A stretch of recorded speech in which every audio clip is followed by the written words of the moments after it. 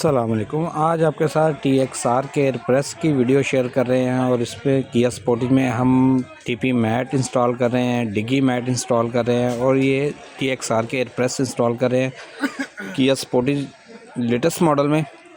अगर आप हमारे चैनल पर नए हैं, हमारे चैनल को लाइक करें, सब्सक्राइब करें और बेल आइकन के बटन को क्लिक करें ताकि हमारी हर नए आने वाली वीडियो का नोटिफिकेशन बर वक्त आपको मिल सके।